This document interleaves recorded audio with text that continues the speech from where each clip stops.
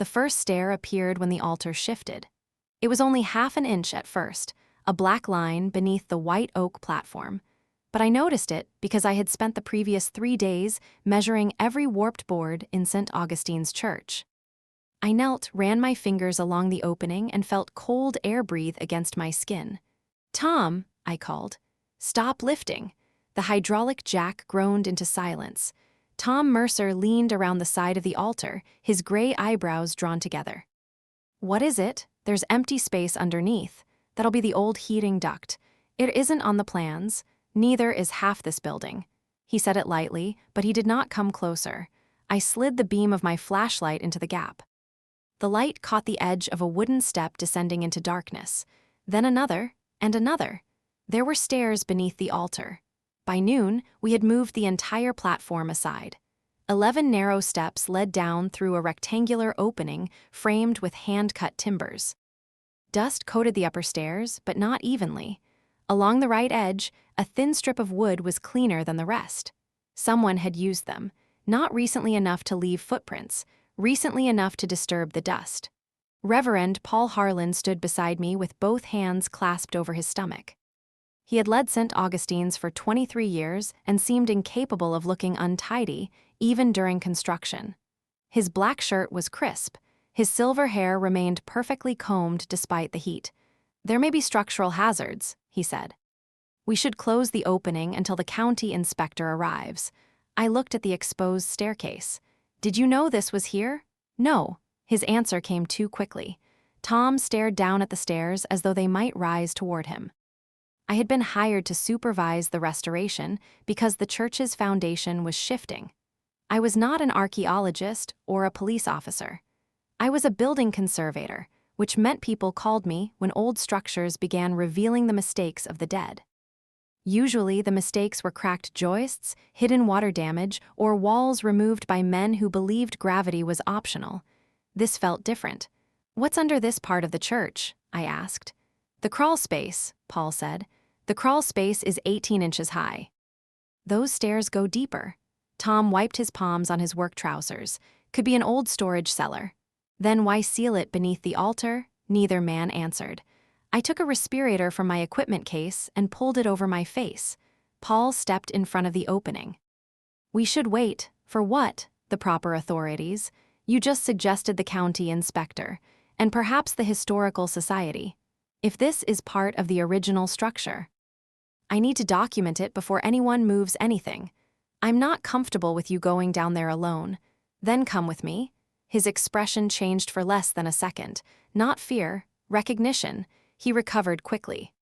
"I have a hospital visit." Tom suddenly became fascinated with the jack controls. I turned on my body light and started down. The stairs were steeper than they looked. Each board dipped slightly under my weight, but the supporting timbers were solid. The air smelled of damp limestone, old wood, and something faintly sweet. Soap, perhaps. At the bottom stood a narrow plank door. It had been sealed around the edges with strips of wood nailed directly into the frame. The nails were not original. Their heads were bright beneath a thin layer of dust. I touched one, modern galvanized steel. Someone had sealed the door within the last few decades. "Anything?" Tom called from above. "A door." Paul appeared at the opening again. Apparently his hospital visit had become less urgent. "Don't force it," he said. That was when I knew he had lied. A person who genuinely believed the space was an old cellar would have been curious. Paul was not curious. He was afraid of what I might find. I photographed the door, the nails, the hinges, and the stairwell. Then I climbed back up and removed my respirator. "We're stopping work in the sanctuary," I said. "No one goes down there until I document the opening and verify the air quality." Relief crossed Paul's face. He mistook caution for surrender. I spent the afternoon reviewing every architectural drawing the church had provided. St. Augustine's had been built in 1911 and expanded twice, first in 1938 and again in 1976. The original plans showed a shallow foundation beneath the sanctuary. The later drawings showed electrical and plumbing upgrades, but no cellar, staircase, or room. At 5:30, Tom packed his tools. "You coming?" he asked. "In a minute." He hesitated. Tom had worked on historic buildings longer than I had been alive. He complained constantly about engineers, committees, and people who painted antique brick. Nothing usually unsettled him. "Old churches have things in them," he said quietly. "What kind of things?" "Things people decided not to talk about." "That sounds specific." He glanced toward Paul's office at the rear of the building. "My grandfather helped with the renovation in '76. Did he mention a room beneath the altar?" "No, but—" Tom lowered his voice. "He quit the job halfway through? Why?" "He never said. Afterward, he wouldn't attend services here, not even for my grandmother's funeral." I waited. "When he was dying," Tom continued, "he asked whether they had opened the floor yet." A chill moved across my arms. "What did you tell him?" "I thought the morphine was making him confused." "When was this?" 11 years ago. "Did he say anything else?" Tom looked toward the sanctuary. "He said they left the stairs where they were." Before I could ask another question, Paul's office door opened. Tom picked up his tool bag. "I'll see you tomorrow." He left without looking back. Paul approached me with a ring of keys in his hand. "You're still here." "I'm reviewing the plans." "I've contacted the church trustees. They agree that nothing should be opened until we understand the legal implications." "What legal implications?" "Liability, safety, historical ownership." "Historical ownership of what?" "The space. You didn't know the space existed an hour ago." His jaw tightened. I gathered the drawings into a stack. "I'll secure the site tonight. Tomorrow morning, I'm bringing an environmental technician. After that, I'll remove the door seals. The trustees have not authorized that.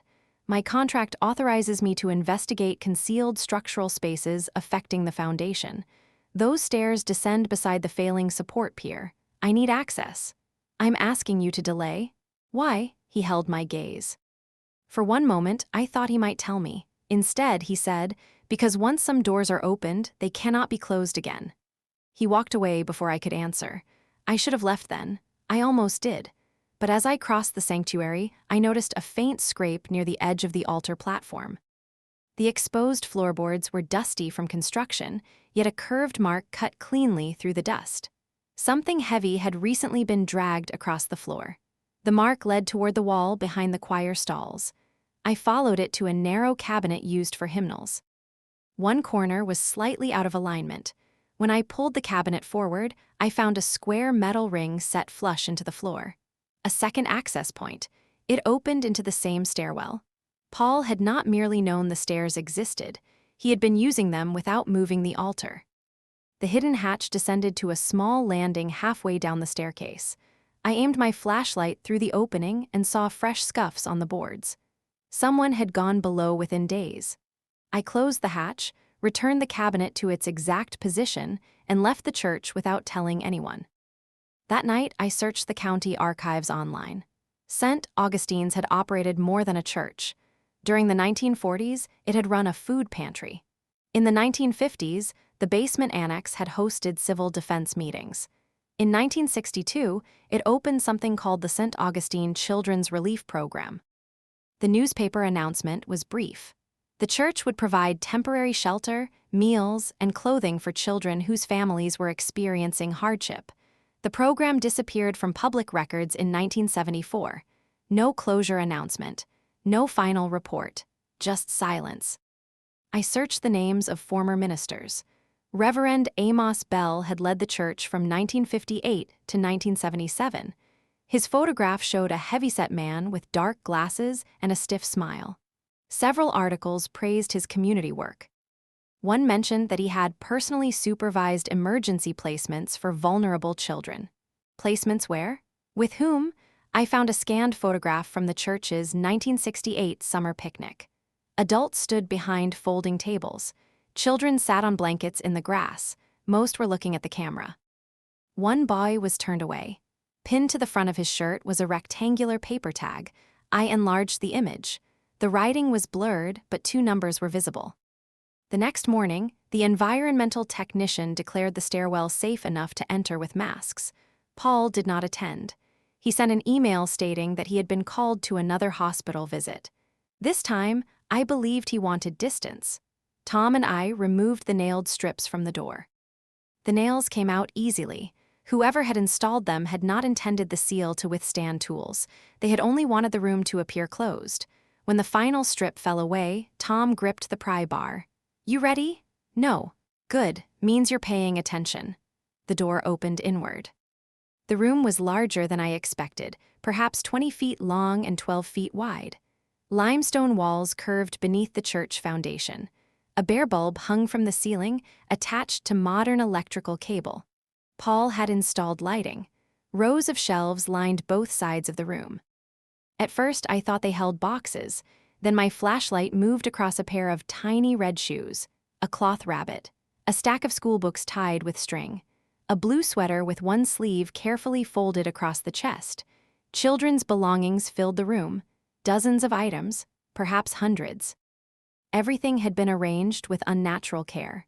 Shoes stood in pairs, coats hung from numbered hooks, toys occupied individual spaces on the shelves. Each object had a small metal tag attached to it. Tom made a sound behind me, not a word, a wounded breath. I moved to the nearest shelf. A child's lunchbox sat beneath a pair of brown leather boots. Its metal tag read 21. Inside was a folded napkin, a rusted spoon, and a photograph. The picture showed a girl of about 8 standing in front of St. Augustine's. On the back, someone had written Margaret Vale arrived Oct. 4, 1966 transferred Oct. 11 no destination. I examined the boots. A name had been written inside one in faded ink, Margaret. "These aren't donations," I said. Tom stared at the rows of possessions. "No, they belong to specific children." At the far end of the room stood a steel filing cabinet. Its drawers were empty except for scraps of charred paper caught in the corners. Someone had burned the records. Beside the cabinet, a modern folding chair faced the shelves. On the floor was a paper cup that had not yet gathered dust. Paul had been sitting in this room, watching the belongings of missing children. We photographed everything before touching another object. Then I called the county sheriff's office. Deputy Lena Ortiz arrived within 40 minutes, followed by a crime scene technician and a detective named Grant Shaw. Shaw was broad-shouldered, soft-spoken, and visibly irritated by the number of church trustees gathering outside. He examined the modern wiring, the fresh cup, and the cabinet. "Who had access?" he asked. "Reverend Harlan," I said. "Possibly others." Paul arrived while we were still in the room. He stopped at the bottom of the stairs. His face had gone pale. Shaw turned toward him. "Reverend Harlan?" Paul looked at the shelves. "You opened it. You knew it was here," I said. He did not deny it. Shaw asked, "What is this room?" Paul took off his glasses and rubbed both eyes. "I don't know what it was originally." That wasn't the question. Paul glanced up the staircase, where the trustees' voices echoed from the sanctuary. "I found the hatch 9 years ago." "What did you do?" "I came down and found this." "Yes." "Why didn't you report it?" Paul's hand tightened around his glasses. "Because I recognized one of the names."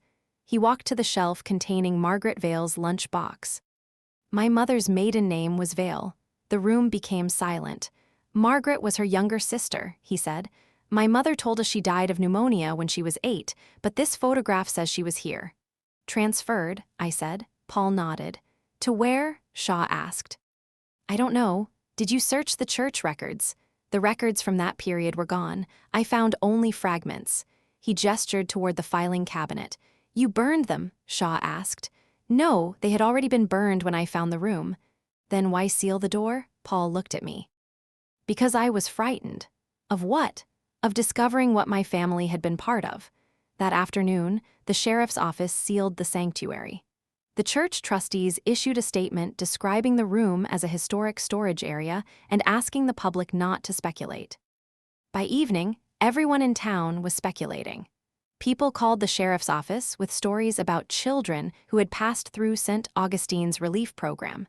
Some remembered cousins who stayed there for a week and returned home. Others remembered children who were sent away and never mentioned again. One caller remembered the numbered tags. According to her, the program gave each child a number upon arrival.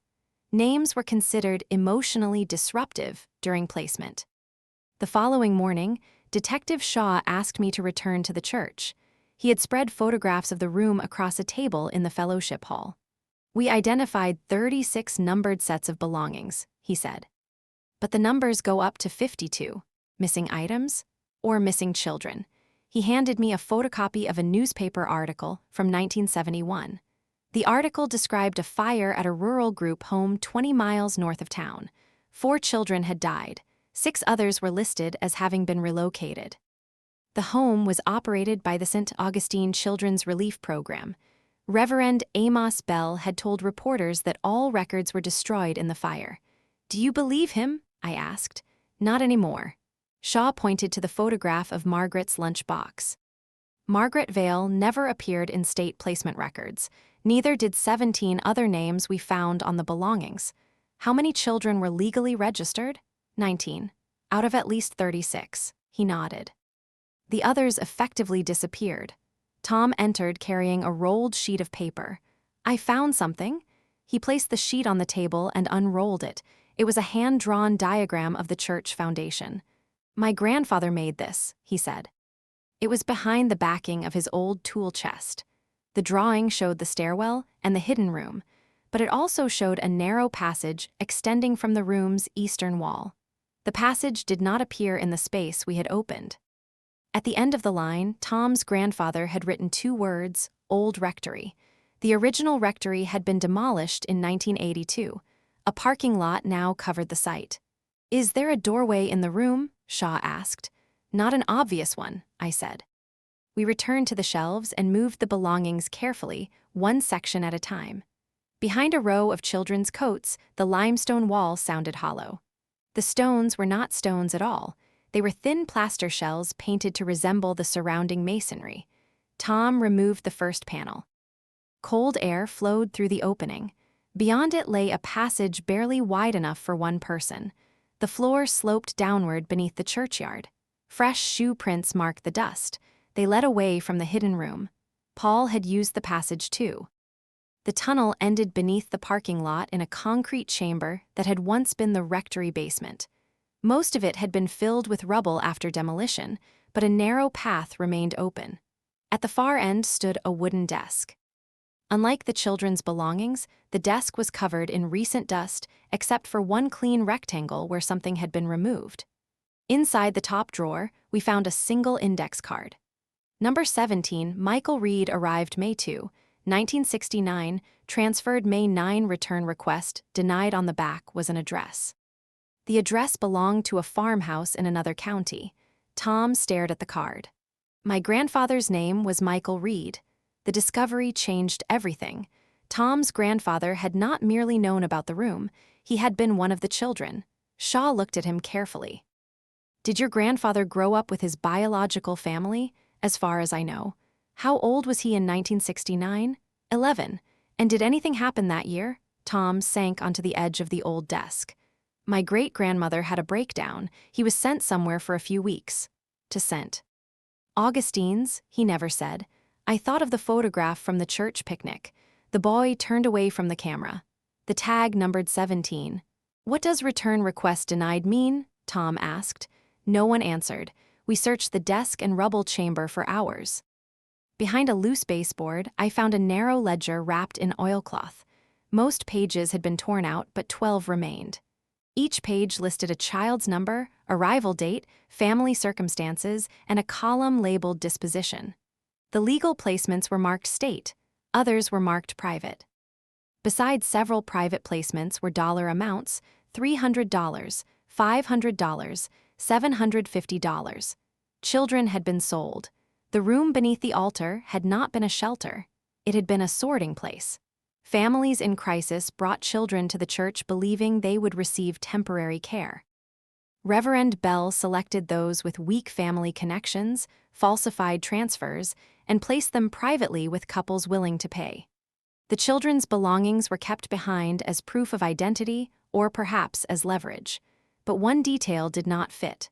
Michael Reed's entry was not marked private. It read returned. If Tom's grandfather had been returned to his family, why had his request been denied, and why had he later helped seal the room? Shaw read the ledger twice. "This explains the belongings," he said, "but not the recent activity." Paul had visited the room for 9 years. He had used the hidden passage. He had removed something from the desk before our discovery. Whatever he had taken was important enough to hide. When questioned again, Paul admitted removing a box of documents. He refused to say where it was. "I was trying to verify the truth before destroying innocent families," he said. "You concealed evidence of child trafficking," Shaw replied. "I concealed names, people who had no idea how they entered their families. People in their 60s and 70s whose parents are dead. Where is the box?" Paul looked at the floor. "I can't tell you." Shaw arrested him for obstruction. I should have felt that the mystery was narrowing. Instead, it grew, because Paul had been protecting living people. And someone had entered the tunnel after his arrest. The evidence technician found new prints crossing the older ones. A filing drawer in the hidden room had been pulled out and left open. Nothing obvious was missing, but the children's belongings had been disturbed. Specifically, the items marked 17. Tom's grandfather's belongings consisted of a green wool cap, 2 library books, a wooden whistle, and a pair of black shoes. One shoe was gone. "Who knew about number 17? Shaw asked. "Everyone involved in the search," I said. "Plus the trustees. Plus anyone Tom told." "I didn't tell anyone." He sounded offended, then suddenly uncertain. "My mother knew Granddad had been involved with the renovation. Did you tell her we found his drawing?" "I called her yesterday." Shaw asked for her address. Tom's mother, Evelyn Mercer, lived 3 blocks from the church in a small brick house crowded with porcelain birds. She was 74 and had attended St. Augustine's her entire life. She did not appear surprised when we mentioned the hidden room. She closed her eyes. "I told Paul to seal it again," she said. Tom stared at her. "You knew. Your grandfather made me promise." "Promise what?" "That the room would remain closed until everyone connected to it was dead." "Why?" Evelyn looked at Shaw. "Because Amos Bell was not acting alone." She led us to a bedroom closet and removed a flat metal cash box. Inside were photographs, baptismal certificates, and letters written by desperate parents asking when their children would come home. At the bottom lay a black child's shoe. Number 17 had been scratched into the sole. "You took this from the church?" Shaw asked. "Last night." "Why?" "Because of what's hidden inside." She pulled at the heel until it separated from the sole. A narrow cavity had been carved into the wood. Inside was a tightly rolled strip of paper. Tom unfolded it with trembling hands. It was a list of names, not children, adults, doctors, lawyers, county officials, church trustees.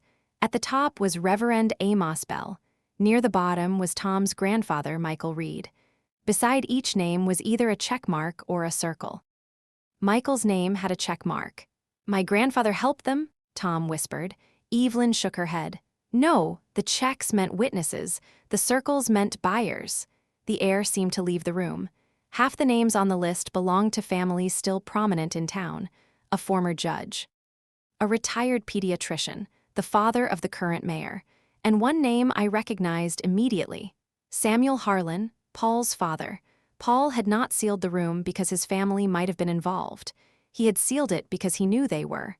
Evelyn sat in a chair beside the bed. "My father found the list during the 1976 renovation," she said. "He had gone back to the church because he wanted proof of what happened to the other children." "What happened to him at St. Augustine's?" Tom asked. "He was nearly sold." She told us the rest slowly. Michael's mother had become ill after her husband died. A neighbor brought him to the church, believing he would be cared for temporarily. Reverend Bell arranged a private placement with a couple in another county. Michael escaped through the tunnel before the transfer. He returned to his mother, but Bell told her Michael had invented the story because he feared being abandoned. Years later, Michael became a carpenter. When St. Augustine's hired him during the 1976 renovation, he recognized the stairs. He found the room untouched. He also found records proving Bell's operation had continued for more than a decade. "Why didn't he go to the police?" I asked. "He did." Evelyn pointed to the list. The sheriff at the time was circled. The revelation did not lead to justice. It led to a cover-up. Michael copied the list and hid it in his old shoe. Then he confronted several church leaders, including Samuel Harlan, who was a young attorney and church trustee. They threatened Michael's mother with prosecution for neglect. They threatened to claim Michael had stolen church funds. They reminded him that many of the children were now living with families who believed their adoptions were legal. Michael faced an impossible choice: expose the operation and risk having dozens of children torn from the only homes they remembered, or seal the room and preserve the proof until the people responsible could no longer control the outcome. He chose the second. He helped build the hidden access hatch and disguise the passage. The children's possessions remained below because moving them would have alerted the other conspirators. "But why keep the stairs?" I asked. He said the truth might need a way back out.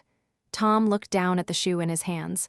"Why didn't he tell me?" He tried at the end, Evelyn said.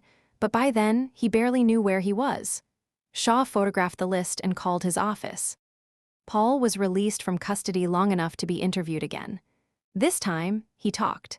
His father, Samuel, had confessed shortly before his death. Samuel had not purchased a child, but as the church's attorney, he had created false guardianship papers and silenced families who asked questions.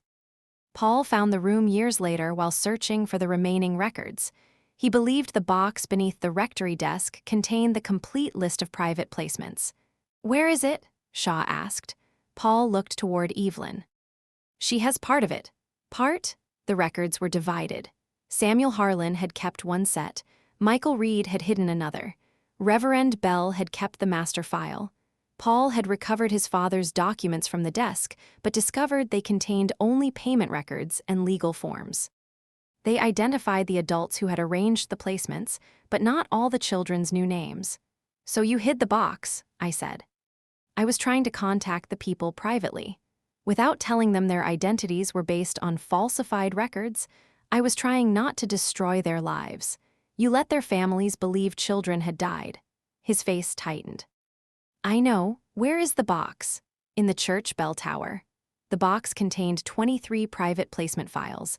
Margaret Vales was among them. She had not died at 8. She had been sold to a couple in Ohio and renamed Susan Keller. She was still alive. Paul had contacted her 6 months earlier. She refused to speak to him again after learning the truth, but 23 files did not account for 36 sets of belongings. 13 children remained unidentified. The master file was still missing. Shaw believed Reverend Bell had destroyed it before his death in 1981. I did not. Every part of Bell's operation had been organized: numbers on belongings, payment columns, separate records for legal and private placements. A man that careful would not rely on memory. He would keep a master index. I returned to the hidden room and stood among the shelves. The numbered tags were made of metal, each attached by wire. Some were round, some rectangular. At first, I assumed the shapes were random. Then I compared them with the surviving ledger. Children marked state had round tags. Children marked private had rectangular tags. Michael's tag, number 17, was rectangular even though the ledger said returned. The tags did not record what happened. They recorded what Bell intended to happen. 36 sets of belongings remained, but only 23 private files existed. I counted the rectangular tags. 24. One more than the box in the bell tower. Michael had been the 24th. That left 12 children with round tags, state placements. Legal records should have existed for them. Yet the sheriff's office had identified only 19 registered children overall, including some whose belongings were no longer in the room. The numbers still did not align. I examined the shelves more carefully. Each child's belongings occupied a separate space bordered by narrow wooden dividers. The shelves looked handmade, but the sections varied slightly in width. Behind Margaret's lunchbox, the back panel sat half an inch farther forward than the panel beside it. I removed the box and pressed the wood. It moved. A hidden compartment ran behind the entire shelf. Inside were narrow envelopes arranged by number. The master index had been in the room all along, not in the filing cabinet, not in the rectory, behind the belongings. The envelopes contained fingerprints, photographs, original names, new names, placement addresses, payment records, and notes about the children's families. Every major clue finally connected. The belongings had not been abandoned because Bell felt sentimental. They were identity records. Shoes contained handwriting. Coats carried sewn-in labels, lunch boxes held photographs, school books included signatures. Bell kept the objects because official documents could be forged, but the possessions proved which child was which. The room was an archive. The final envelope was numbered 52. Inside was a photograph of 4 children standing beside Reverend Bell. 3 had circles drawn around their faces. The 4th had been crossed out. On the back, Bell had written, "Transfer canceled," "Child observed records," "Return to mother," "Monitor family." The crossed-out child was Michael Reed. He had not discovered the operation during the 1976 renovation. He had witnessed it as a boy. That was why Bell's allies had feared him. That was why his mother had been threatened. And that was why Michael had known exactly where to find the records when he returned as an adult. The envelopes also revealed what had happened to the children whose belongings were missing. Some had returned home. Some had entered legitimate state care. Others had left the church wearing donated clothing, while their original possessions remained below as part of Bell's secret archive. No children had been kept permanently in the sealed room. The stairs were not leading to a prison. They led to the office of a hidden trafficking operation disguised as charity. In the months that followed, state investigators reopened adoption and guardianship records across 3 counties. Most of the people responsible were dead. A few were not. 2 former trustees were charged with falsifying records and conspiracy. The retired pediatrician admitted signing fraudulent medical certificates declaring children unfit to return home. Families received copies of letters that had been withheld for more than 50 years. Some people chose to contact biological relatives. Others did not. Margaret Vale, Susan Keller, eventually agreed to speak with Paul. She did not forgive his father. She did, however, allow Paul to hear her story. St. Augustine's closed for nearly a year. When restoration resumed, the trustees wanted the staircase filled with concrete. The town refused. Instead, the hidden room became an archive open to affected families and researchers. The children's belongings remained in place, each set protected behind glass, but their numbers were replaced with names wherever identification was possible. Tom installed the final display himself. At the entrance, he mounted his grandfather's green wool cap beside the wooden whistle and the black shoe that had carried the witness list for half a century. Beneath them, he placed a small brass plaque. Michael Reed, number 17, he came back for the truth. On the day the archive opened, I stood beneath the altar and watched people descend the stairs. Some moved slowly. Some held hands. Some stopped halfway down because they were not ready to see what waited below. I understood that. The room had spent decades beneath a place built for confession, while generations worshipped above it without knowing what had been hidden under their feet. But the strangest part was not that the church had concealed the stairs. It was that the stairs had survived every attempt to bury the truth. Michael had made certain of that. He had sealed the room, he had hidden the evidence, and he had left a path leading back to it, because he understood something the men who threatened him never had.